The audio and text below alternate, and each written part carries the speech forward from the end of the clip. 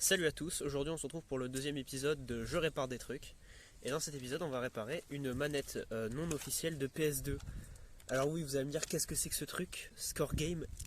Oui, je l'ai précisé dans le titre et je viens de le dire, c'est une manette non officielle. Et d'ailleurs ça se voit à sa qualité, puisqu'elle est complètement pétée, hein, tout simplement.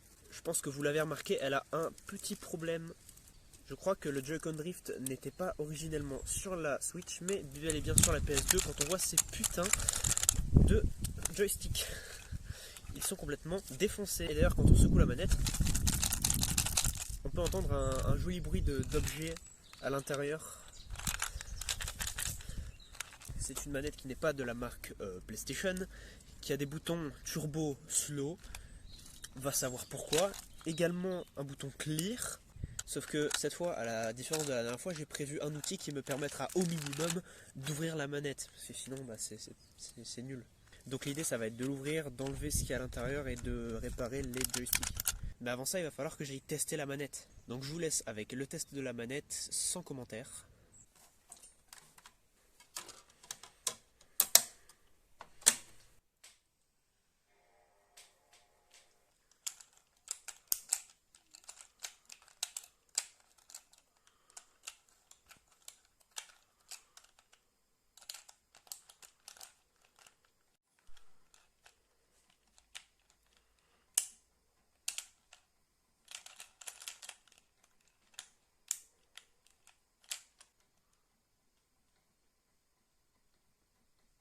Donc vous l'aurez remarqué, test de la manette, c'était nul.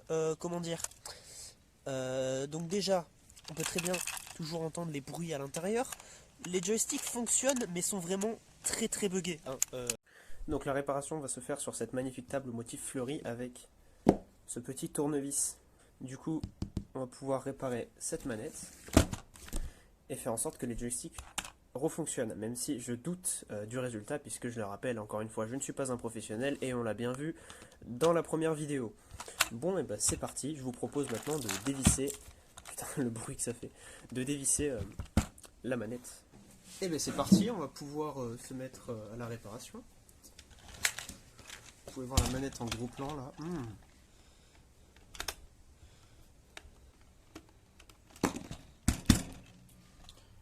Première vis enlevée.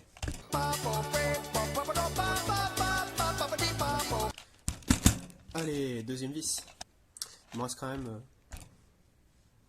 5 à enlever. Ça fait beaucoup là, non? Vous êtes en train de suivre la vidéo de Bab le bricoleur.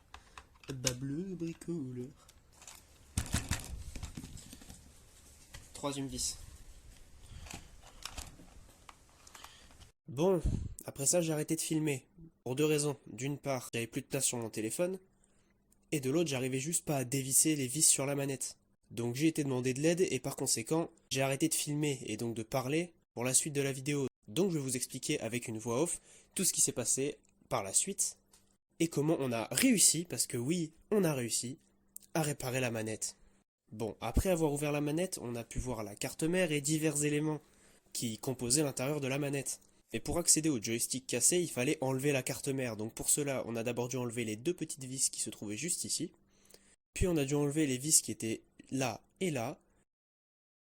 Retirer les parties qui sont là. Également retirer ces parties qui se retirent facilement puisqu'il n'y a pas de vis à dévisser. Et après avoir fait tout ça, on pouvait enfin retirer la carte mère. Et c'est à ce moment-là qu'on comprit pourquoi la manette était toute pétée. En fait, elle avait dû tomber, probablement qu'un joueur avait ragé avec.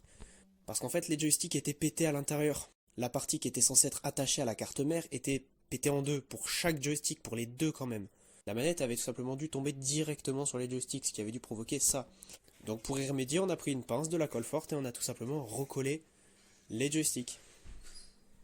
À part ça, il n'y a pas eu d'autres grosses modifications à faire, puisque la manette était en bon état, rien d'autre n'était cassé, et elle était malgré tout très propre. Elle ne présentait aucune trace d'usure, et donc à part les joysticks, il n'y avait pas grand chose à réparer.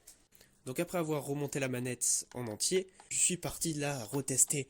Et je vous laisse avec le test, évidemment vous n'allez pas être déçus.